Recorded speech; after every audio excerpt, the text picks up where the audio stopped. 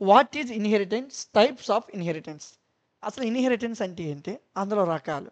వారసత్వం, తండ్రి నుంచి కొడుకు ఆస్తి ఎలాగైతే వస్తుందో వారసత్వంగా, సో దానిలాగే ఇక్కడ కూడా క్లాసెస్ ఒకదానికొకటి వారసత్వంగా వస్తాయి. అవి ఎలా వస్తాయో నేర్చుకుందాం. ఓకే, సరే.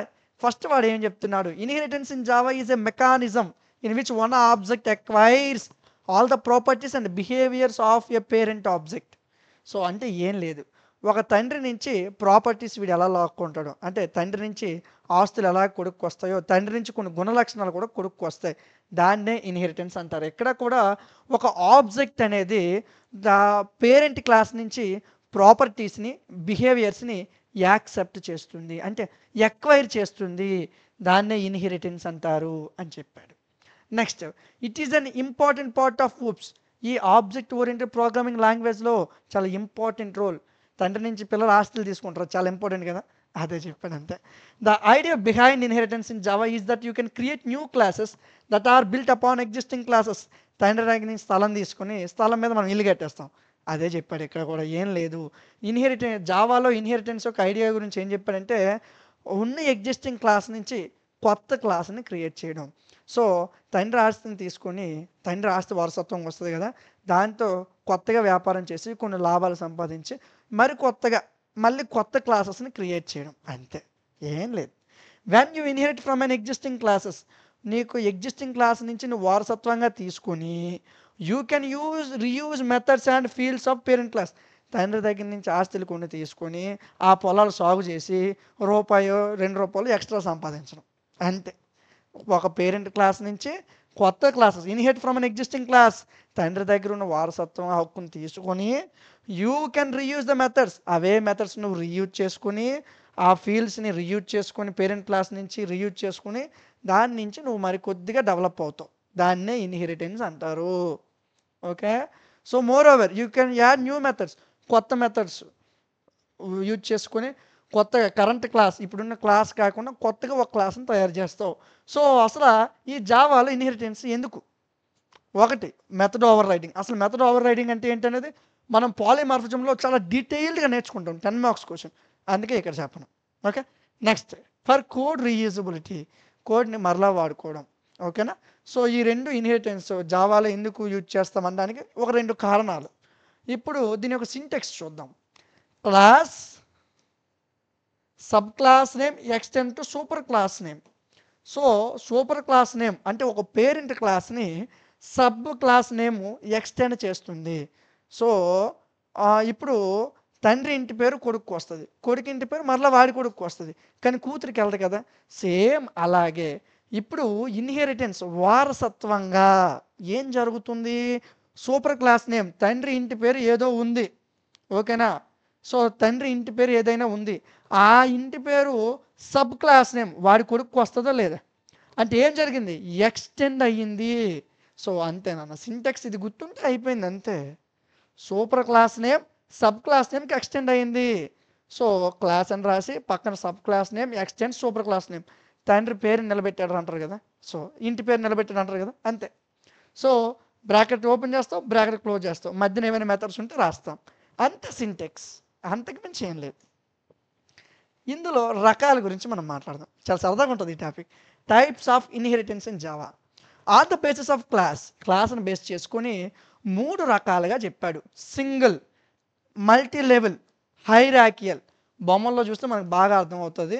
సో సింగిల్ అంటే క్లాస్ ఏ అనేవాడు తండ్రి నాన్న, parent class. Okay, class B అనేవాడు తండ్రి దగ్గర నుంచి మొత్తం ప్రాపర్టీస్ కానీ బిహేవియర్స్ కానీ. సో దీన్ని చైల్డ్ క్లాస్ అంటారు, దీన్ని పేరెంట్ క్లాస్ అంటారు. సో ఇక్కడ ఉన్న ప్రతిదీ కూడా ఎక్కడి నుంచి వచ్చిందే, ఆడు సొంతంగా సంపాదించింది లేదు, తండ్రి దగ్గర నుంచి ప్రాపర్టీస్, తండ్రి బిహేవియర్స్ అన్నీ కూడా క్లాస్ బికి వస్తాయి. సో దాన్ని యారో ఎలా చూపిస్తారు. ఇక్కడ మల్టీ లెవెల్కి వచ్చేసరికి ఇప్పుడు నాకు ఒక కొడుకు ఉన్నాడు, ఓకే, ఆడికి నా నుంచి ప్రాపర్టీస్, నా నుంచి కొన్ని బిహేవియర్స్ వచ్చాయి, వాడు చైల్డ్ క్లాస్. ఇప్పుడు నేను వాడి పేరెంట్ని, నేను క్లాస్ బి, మా నాన్న ఉన్నారు, సో అతను క్లాస్ ఏ. ఓకే, అతని నుంచి కొన్ని ప్రాపర్టీస్ కొన్ని బిహేవియర్స్ నాకు వచ్చాయి, నా నుంచి కొన్ని ప్రాపర్టీస్ కొన్ని బిహేవియర్స్ నా కింద నుండి వచ్చాయి, అంటే 3 తరాలు. ఓకే, క్లాస్ ఏ, క్లాస్ బి, క్లాస్ సి. హైరాకియల్, ఇప్పుడు మా తండ్రి ఉన్నారు, మా తండ్రికి ఇద్దరు పిల్లలు ఉన్నాం, క్లాస్ ఏ, క్లాస్ బి. ఒక పేరెంట్కి 2 చైల్డ్ క్లాసులు ఉన్నాయి. ఆ తండ్రి యొక్క ఆస్తి ఏ విధంగా ఇద్దరు పిల్లలకు సమానంగా వస్తుందో కొన్ని బిహేవియర్స్ కూడా తండ్రి నుంచి పిల్లలకు వస్తాయి. సో అంటే హైరాకియల్కి వచ్చేసరికి ఇక్కడ చిన్న తేడా. ఇక్కడ 3 జనరేషన్స్, ఇక్కడ 2 జనరేషన్సే. కానీ ఒక తండ్రికి ఇద్దరు కొడుకులు ఉన్నారు, క్లాస్ ఏ, క్లాస్ బి, ఇద్దరు. సో ఓకే, అర్థమైందా? ఈ రెండింటికి చిన్న డిఫరెన్స్ చూసుకోండి. మల్టీ లెవెల్ అంటే 3 తరాలు, తండ్రి, కొడుకు, మనవడు. దీన్ని మల్టీ లెవెల్ అంటారు. ఇక్కడ హైరాకియల్ లెవెల్కి వస్తే తండ్రికి ఇద్దరు పిల్లలు ఉన్నారు. ఓకేనా? సరే, దీని గురించి మనం మాట్లాడదాం. Okay, so in Java programming multiple and hybrid inheritance. ఇక్కడ ఇంకో 2 ఇన్హెరిటెన్స్ ఎక్స్ట్రా ఉన్నాయి, 2 రకాలు. ఈ ముగ్గురు కాకుండా ఇంక 2 రకాలు ఉన్నాయి, మల్టిపుల్, హైబ్రిడ్. ఈ 2 కూడా జావాలో సపోర్ట్ చేయవు, ఓన్లీ ఇంటర్ఫేస్కే పనికి వస్తాయి.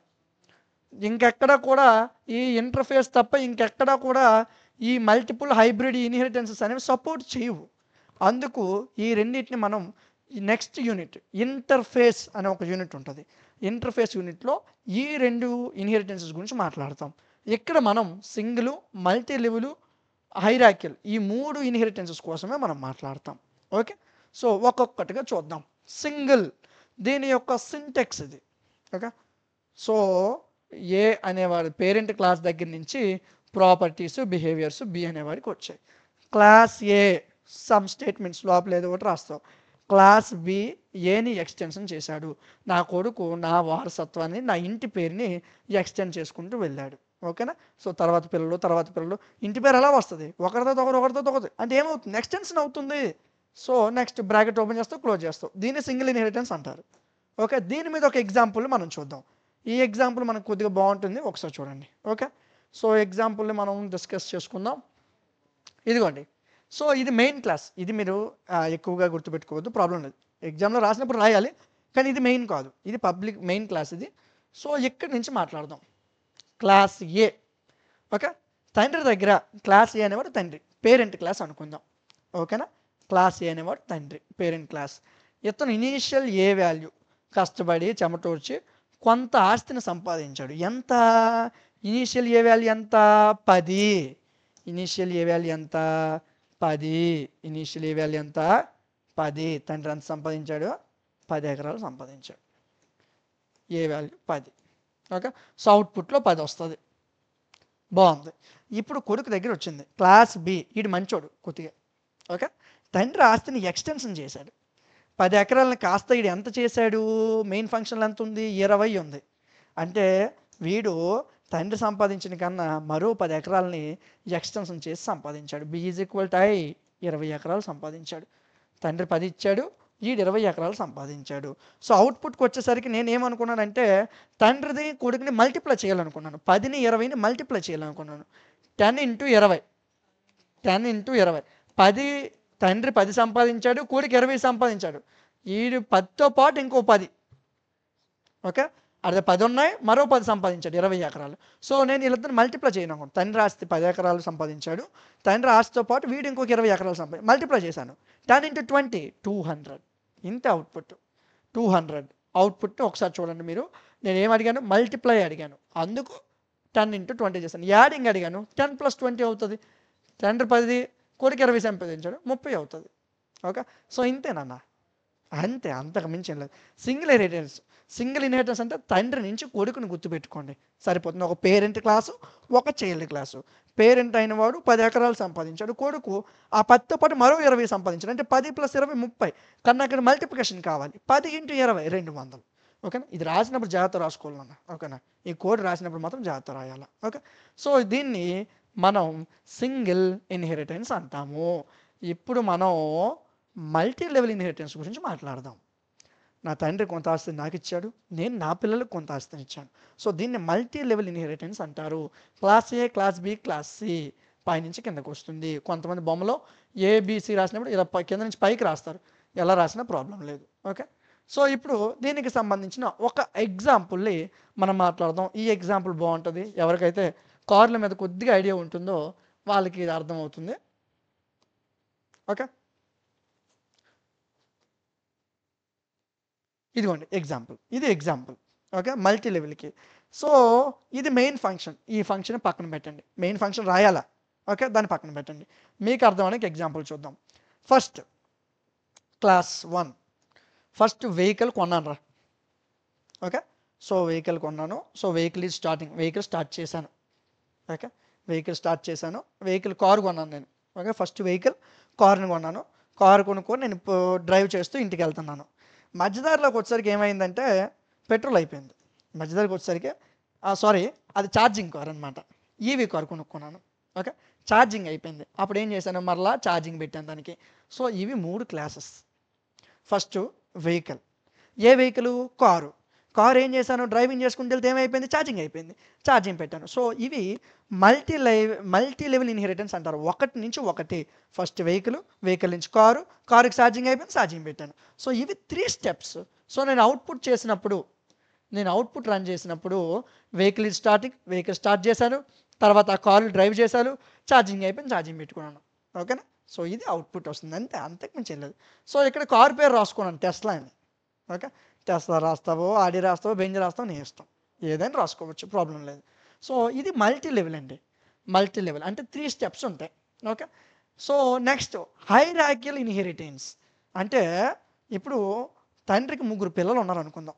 తండ్రికి 3 పిల్లలు, ఇందాక మీకు ఎగ్జాంపుల్ చెప్పి తండ్రికి 2 పిల్లలు చెప్పాం. సో ఈ తండ్రి 3 పిల్లలు పుట్టారు, class B, class C, class C. So వీళ్ళ ముగ్గురికి కూడా తండ్రి నుంచి కొన్ని ప్రాపర్టీస్, కొన్ని గుణాలు అనేవి వస్తాయి. ఓకే, దీనికి సంబంధించి ఒక ఎగ్జాంపుల్ని చూద్దాం. సో ఈ ఎగ్జాంపుల్ కూడా మీకు బాగుంటుంది, ఒక్కసారి అబ్జర్వ్ చేయండి. ఓకే, ఇదిగోటి, ఇది దీని ఎగ్జాంపుల్, ఇది మెయిన్ ఫంక్షన్. సో యానిమల్ అని నేను తీసుకున్నాను. ఏంటి, జంతువు, ఒక జంతువుని తీసుకున్నాను. ఓకే, యానిమల్ అనేది ఒక జంతువు. సో ఈ యానిమల్ అనేది పేరెంట్ క్లాస్. యానిమల్ ఏం చేసింది, ఫుడ్ తిన్నది. సో ఇప్పుడు ఈ యానిమల్ ఫుడ్ తినిన తర్వాత దీనికి 3 పిల్లలు ఉన్నారు. సో ఎలా పుట్టారని అడగండి నాకు. ఓకే, ఫస్ట్ కుక్క, తర్వాత పిల్లి, తర్వాత ఎలక. 3 ఒకే జంతువుకి పుట్టరు కదా, 3 ఒకే జంతువు పుట్టరు. మీకు అర్థమని నేను చెప్తున్నాను. ఓకే, ఒక జంతువు ఉంది, ఆ జంతువు ఈ 3ని దత్తత తీసుకుంది అనుకుందాం. ఒక జంతువు ఉంది, ఒక ఏనుగే ఉంది, ఇలా 3ని దత్తత తీసుకుంది. ఇలా 3కి కూడా ఫుడ్ తెచ్చింది, ఇలా 3 తినేశారు, ఇలా 3 తినేశారు. ఇదిగో యానిమల్ ఈట్స్ ఫుడ్, డాగు తిన్నది, క్యాట్ తిన్నది, ఇక్కడ ఎలక తిన్నది, 3 తిన్నారు. ఖాళీగా ఉండాలా, తినేసిన తర్వాత తేరు చేశారు. డాగ్ ఏం చేసింది, అరుస్తుందట, బార్క్ చేస్తుంది, బౌబౌన్ అని అరుస్తుంది. మరి క్యాట్ ఖాళీగా ఉందా, క్యాట్ ఏం చేస్తుంది, మియామ్ అని అరుస్తుంది. పోనీ ఎలకేమైనా ఖాళీగా ఉందా, ఎలక హిస్ అంటే అని అరుస్తుంది. ఓకే, సో ఇక్కడ ఏనుగు వీళ్ళ 3ని దత్తత తీసుకుంది అనుకుందాం. ఒక ఏనుగు దత్తత తీసుకుంది. ఓకేనా, తీసుకుని ఏం చేసింది, భోజనం పెట్టింది 3కి. మళ్ళీ ఏనుగు పని మీద బయటికి వెళ్ళింది. ఇలా 3 ఖాళీగా ఎందుకు ఉండమని చెప్పి తిట్టుకుంటాను అనమాట. కుక్క ఏం చేస్తుంది, అరుస్తుంది, బార్క్ చేస్తుంది, అరుస్తుందంటే ప్రింట్ ఏం రావాలి, ద డాగ్ బార్క్స్. ఏమవుతుంది, ద డాగ్ బార్క్స్, డాగ్ అరుస్తుంది, ఇది అవుట్పుట్. రెండోది క్యాట్, ఇదేం ఖాళీగా ఉందా, చెప్పి నేను మీ 3 అనుకోకండి, ఏమనుకోకండి అని. అందుకు ఒకరి మీద ఒకరు చేతులు వేసుకోలేదు, ఓన్లీ తిట్టుకోవడం వరకే. ఓకే, క్యాట్ ఏమంటుంది, మియామ్ ఏమని అరుస్తుంది, క్యాట్ ఏమరుస్తుంది, మియామ్ అని అరుస్తుంది, అది అవుట్పుట్. సరే ఎలక చిన్నదే కదా, సైలెంట్గా ఉండాలి లేదా, ఆ రెండింటిలో కొట్టినా చచ్చిపోద్ది. కానీ ఇది సైలెంట్ లేదు, అని అరుస్తుంది ఏదన్నా. So the rat hisses. అర్థమైందా, ఇంతేనన్న, అంతకు మించి ఏం లేదురా. చాలా సింపుల్, కష్టమేం కాదు, ఈజీగా నేర్చుకోవచ్చు, అంతే. ఏటి పెద్ద ఇన్హెరిటెన్సెస్, అంతేనన్న. నోట్ పాయింట్ ఒకసారి చూసుకోండి. సింగిల్ చూసాం, మల్టీ లెవెల్ చూసాం, హైరార్కియల్ ఈ 3 ఇంటర్ఫేసెస్ చూసాం. 3 ఇన్హెరిటెన్సెస్ చూసాం. నోట్ పాయింట్కి వచ్చేసరికి ఈ మల్టిపుల్ ఇన్హెరిటెన్స్ అనేది జావాలో సపోర్ట్ చేయదు. ఓకే, మల్టీ లెవెల్ అది, ఇది మల్టిపుల్ ఇన్హెరిటెన్స్ అనేది జావాలో సపోర్ట్ చేయదు. ఇందులో ఒక క్లాస్ అనేది మల్టిపుల్ క్లాసెస్గా ఇన్హెరిటెన్స్ జరగాలి. సో దాన్నే మల్టిపుల్ ఇన్హెరిటెన్స్ అంటారు. సో ఒక ఎగ్జాంపుల్ ఇచ్చాడు. సో ఇది మీకు అవసరం లేదు, ఈ పాయింట్ రాయిపోయిన ప్రాబ్లం లేదు ఎగ్జామ్లో. సో మీకు అర్థం అవడానికి నెక్స్ట్ యూనిట్ కోసం ఇది అవసరం అవుతుంది. ఇందులో మీకు ఒక 3 ఇన్హెరిటెన్సెస్ మాత్రమే, single inheritance, multi level inheritance, hierarchical inheritance ఉంది. సో మరికొద్దిగా ముందుకెళ్ళాక మల్టిపుల్ ఇన్హెరిటెన్స్ ఉంటుంది. మల్టీ లెవెల్ అది, ఇది మల్టిపుల్ ఇన్హెరిటెన్స్, హైబ్రిడ్ ఉంటుంది. ఇవి ఇందులో సపోర్ట్ చేయవు. ఈ ఇన్హెరిటెన్స్ సపోర్ట్ చేయవు. సో, ఇవి మనం ఇంటర్ఫేసెస్‌లో నేర్చుకుంటాం. అది నెక్స్ట్ యూనిట్ టాపిక్. అక్కడ ఈ రెండిటి గురించి నేర్చుకుందాం. సో, జస్ట్ ఒక నోట్ పాయింట్ రాయాలి కాబట్టి రాసాను. ఎగ్జామ్‌లో అది రాయకపోయినా ప్రాబ్లమ్ లేదు. అంతేనమ్మా. ఏముందిరా చాలా సింపుల్. కోడింగే కొద్దిగా 1, 2 సార్లు ప్రాక్టీస్ చేయండి. ఇచ్చాను కదా! దాన్ని కాపీ చేసుకొని రన్ చేయండి ఒకసారి జావా ఆన్‌లైన్ కంపైలర్‌లో. మార్చండి. సొంతగా ఎగ్జాంపుల్ రాయండి. అంతే ఏం లేదు. ఓకే.